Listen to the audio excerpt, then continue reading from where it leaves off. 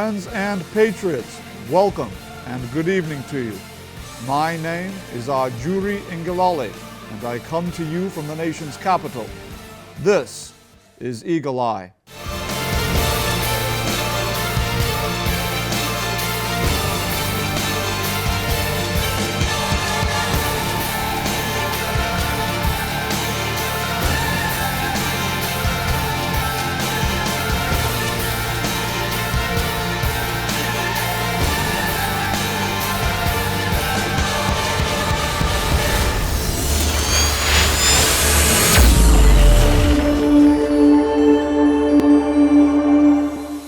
On this edition of the program, we take you behind the scenes of road infrastructure development as we take a deep dive into the work sector with critical matters on the table, such as the new Highway Development and Management Initiative, HDMI, and the status of 44 critical Sukuk-funded roads, amongst other matters, in this final part of our incisive conversation with the Honorable Minister of Works and Housing, Babatunde Raji Fashola, on this edition of Eagle Eye.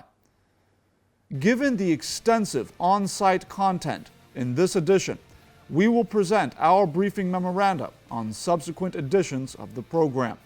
Without further ado, let's head to the nation's Federal Capital Territory.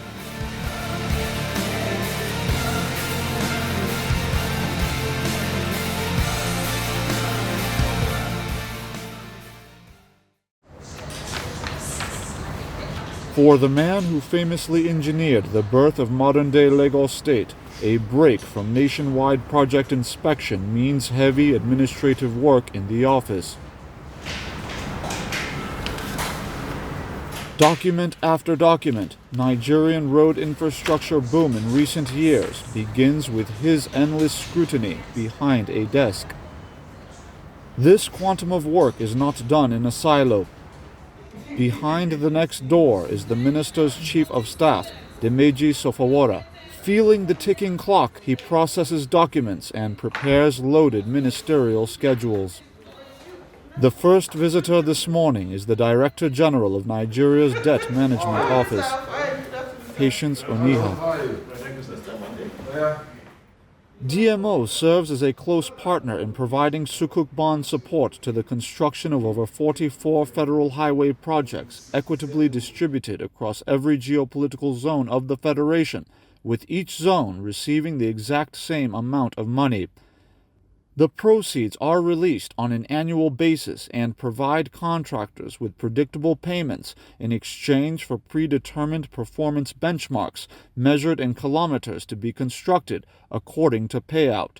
This project funding innovation, birthed by President Muhammadu Buhari, is one of several private sector partnerships funding public infrastructure in Nigeria in addition to federally budgeted funds.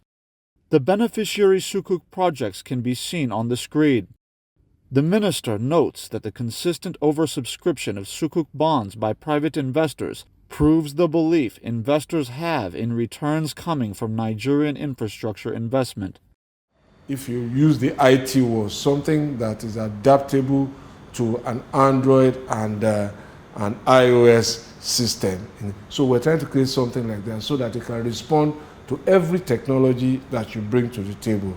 And the payment solution will be at the back end where everybody in the value chain can be settled at the end of the day or at the end of the week or at the end of the month. So it's settled that there's nothing like cash diversion, there's nothing like you pay your toll and somebody's collecting the money and not maintaining the road. Well, you know, as you alluded, introducing something to the market will bring initial challenges, cultural issues. We will tolerate some cash we're trying to reduce it to the barest possible minimum so that we don't exclude anybody. And I'm sure as time goes on, we phase it out. We expect that if possible, you can go and buy your travel points, if you like, the way we used to buy recharge cards and create sub-economies around it as well. Your Excellency, speaking of really enhancing kind of the sub-economy of infrastructural development in the country, one of the major initiatives, which, depending on who you ask, may not be getting the attention that perhaps the impact of the program deserves, is the Highway Development and Management Initiative, HDMI. We understand that this really involves the leveraging of over 1 trillion naira private investment in federal highway development. But Nigerians who may not be familiar with this program, what can you tell them about how it functions and how it perhaps maybe differs from what we've attempted in the past in terms of bringing in private investment to develop public infrastructure? What I can say is that it is one of the many options that we are pursuing to mobilize private capital into the infrastructure sector of the Nigerian economy. It is not unusual to hear at subnational and national level that infrastructure is probably not working because it is government, and that in a manner of speaking they should give it to the private sector. That is a commentary that has been made repeatedly, and we're just trying to demonstrate, first of all, what the capacity of the private sector really is for those who think that it is the silver bullet to every infrastructure problem. So, as you know, the Presidential Infrastructure Development Fund is a federal government-led fund. The Sukuk, which is another option, is a private sector investment in roads and bridges. The Road Infrastructure Tax Credit Scheme is also a private sector government collaboration. So there are already PPPs of sort.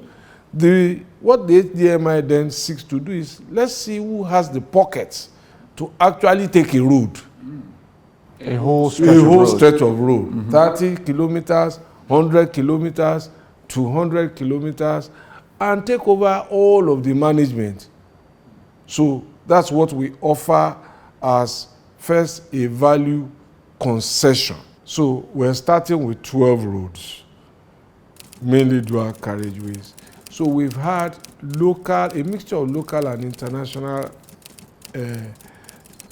interest, a total of 75 or so applicants. I think they've been shortlisted now to, I think, 18 or thereabouts at the technical stage. They are now at the stage of requests for qualifications, and I think that the portal to send their bids were opened, was launched by us, I think, about 2 or 3 weeks ago. An automated online portal. Online platform, just to show that we will hold ourselves accountable.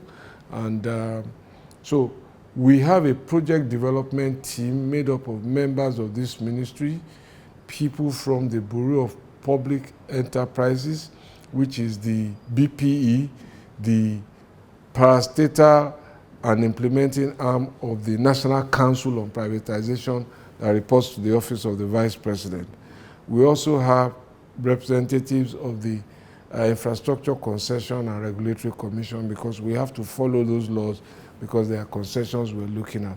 When the bid documents close and we start looking at them, we will see who was the successful bidder, we will see who was the preferred and the reserved bidder. Then we will go into negotiations with them to see if we can conclude a contract. Now, it is important to bear all of this in mind, because when private sector wants to bring money, they don't just bring it as quickly as government can spend its money. So we spent almost 2 years reaching this stage. Negotiations can go on for as long as another few months or even longer. And it may well be that we may not conclude any deal at all. But our experience, whatever they be, will help us inform government about why we concluded or why we did not conclude a deal. And for government to then know how far and how little PPPs can deliver. So my mind is open, I'm optimistic. We're seeing interest from some big hitters. I chair the steering committee, so when the project delivery team finishes its work, they present to us. They've had to walk off-site away from the ministry so that they're not disturbed, so that they can concentrate, and so that they're immune from interference. Your Excellency, I think one of the elements of the HDMI that's really garnered quite a bit of excitement, particularly on the social media where I'm very active, is Nigerians are showing a lot of interest in the fact that you're not just focused in on the actual roadway itself and the right-of-way. You're actually focused also on some of the ancillary but very strategic and important economic opportunities on the road corridor. Oh yes, there's so much that goes on the road, from advertising rights to trading and marketing rights on our right-of-way. Our right-of-way on every federal highway is 45.75 meters from the middle of each side. So we have 45.75 meters and 45.75 meters. If we build a dual carriageway with the shoulders, we have just used 2 lanes, 7.3, and the shoulders maybe about 2.5 and 1.5, barely 10, 12 meters. So there's still a lot of land. So there are business opportunities on those lands. These are what we offer for concession. So we also expect that people will play in the area of towing vehicles, services for breakdowns. Also, they will have opportunity to toll their concession routes. And there are also opportunities for other services like rest houses, where you can build facilities for people to sleep, refresh, eat, shower. And this translates also to a very different travel experience on Nigerian roads. Ideally, after 3 to 4 hours on any journey, drivers for safety should rest, refresh, walk around, recharge, and then continue their journey. So rest houses will provide this and hopefully help to reduce incidents of accidents. But they also provide economic hubs for businesses. We are producing agricultural products on some massive scale, and I remember in my time as a lawyer in private practice going to try cases, I used to drive to many cities, and one of the high points of travel really was how much vegetable products my car was laden with when I returned home from maize to pepper to tomatoes to yams, and all of this was bought on the side of the highway. Now we're looking to change that to see whether some of these people can build proper agricultural storage facilities, cool rooms that help to preserve farm produce, and also whether they can be the anchor buyers from the farmers in a way that they become a guaranteed market for supply, and the farmers can bring their wares there. We're looking at so many things. This ministry is moving from just, purely road construction, housing construction, into how to actively and strategically synergize with other ministries to really create an economic development link of value addition in an interlinked manner, essentially. We see our provision of infrastructure as a means to an end, not an end in itself, to transform life's experience and to provide economic opportunities. So we're also hoping that people, small businesses, hospitals, and whatever, will collaborate with the concessionaires, provide ambulance services and medical services. When accidents do happen, people will gladly pay some money to get first-class help. Absolutely. In the critical golden hour, where how you are moved from an accident scene by a properly trained medical paramedic makes the difference between life and death, or whether you walk again or you don't walk again. And some people have suffered life-impacting injuries, not because there was no medical help at the point of reception, but in the way that they were managed at the site. These are things that we think that we can change using high-end professional teams to play in this space. Even highway maintenance, street sweeping, vegetation clearing. So companies that are involved in sanitation can also be part of this consortia. That was how we sold the package to the public when we started. Your Excellency, moving down the line, there's really something very interesting playing out, that you have, for the first time in our modern history, over 100 kilometers of road at once being commissioned into use in a scale that is now bunched together, roads, segments across the country at once. Already 6 were done in the previous 3 months or so, and now we're looking forward to another slate. You've said that 2022 represents what you call the season of completion. In terms of the road sector in particular, because I know housing is a whole another chapter for us to get into, but what can Nigerians expect this year in terms of road projects that have been developed to the point of completion since commencement in 2015, 2016? Well, they should expect more completion. They should expect a better travel experience, an experience in 2022 that will be an improvement upon 2021. That is how we just move forward, make it better year by year. With all our best intentions, we can't finish everything we start, but as we make progress, clearly the pain is turning into pleasure. So I get this feedback on many of the roads, even while we're working on them now.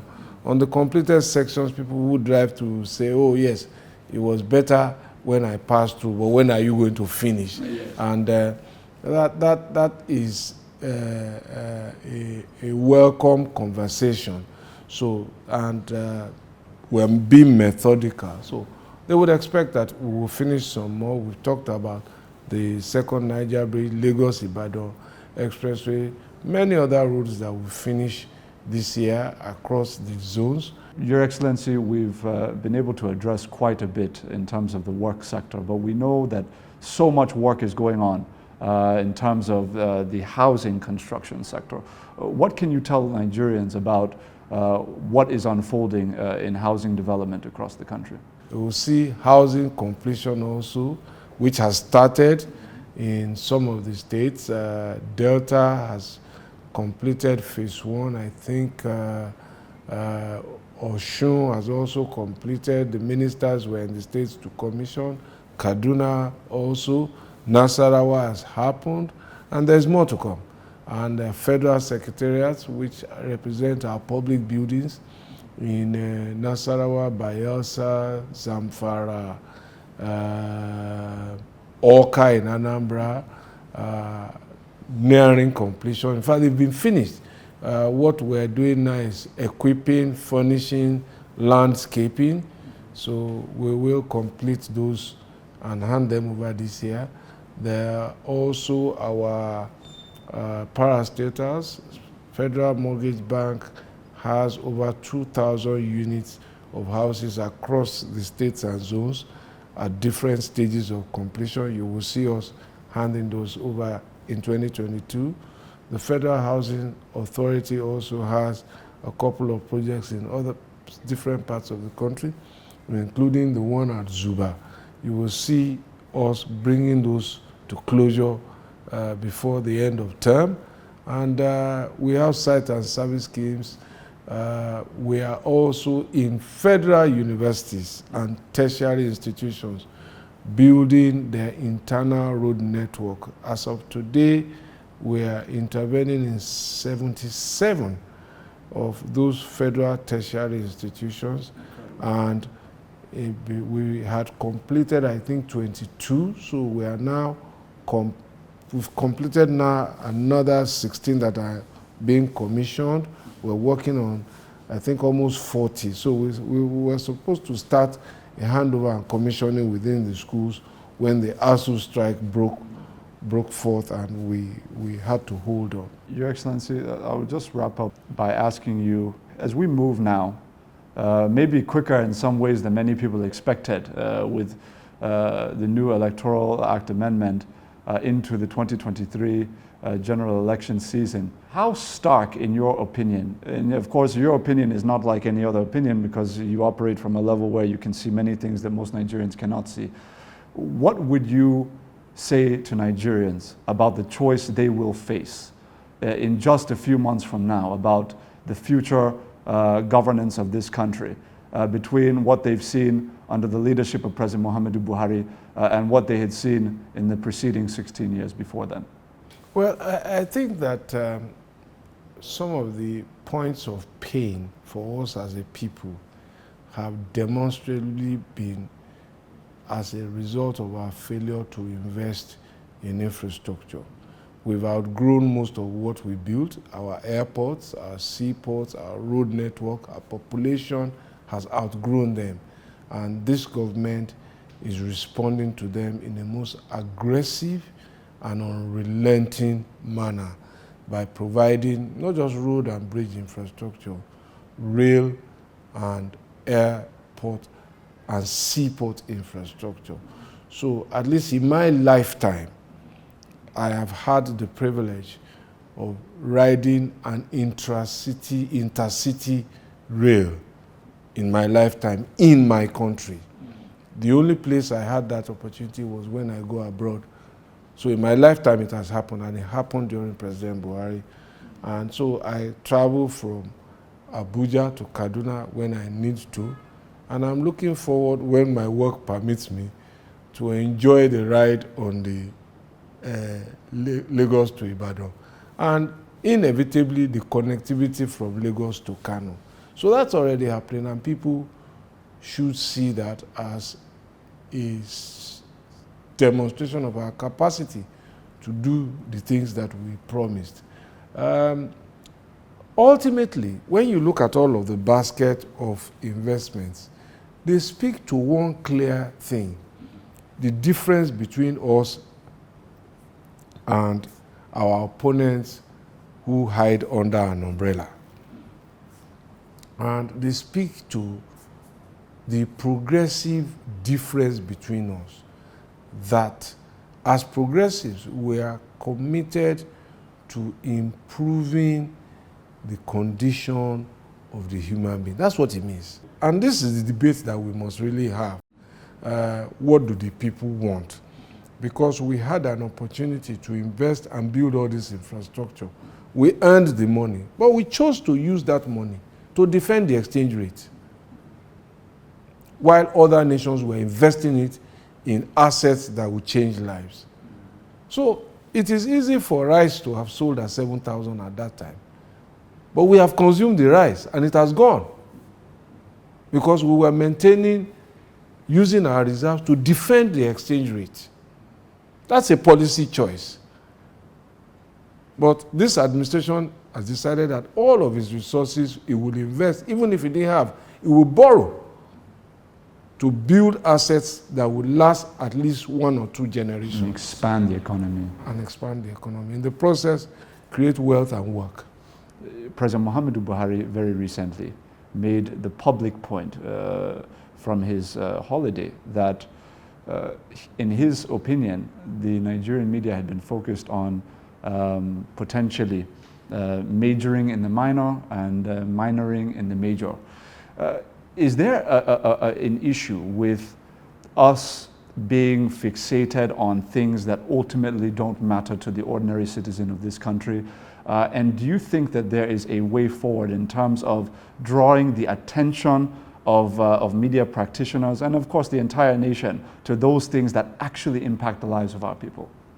Well, it's a good point you make, and that is why the way I seek to use my public time is to focus on what I think the people are impacted most by. How can they get to work? How can they get to another state? How can they move their cargo of farm produce? How can they move petroleum products? And how can they meet their demand from their customers? So, and this is why I have these conversations, just to highlight what is going on. And I think we should talk more about that. And I think that that will help to create the stark difference, really, between the umbrella and the sweeping broom, you know, and what we have tried to do and the impact that it has already had and will have in terms of the quality of life that Nigerians should expect to live if we consolidate and complete on many of the projects that we have started because the opposition just couldn't do it for 16 years.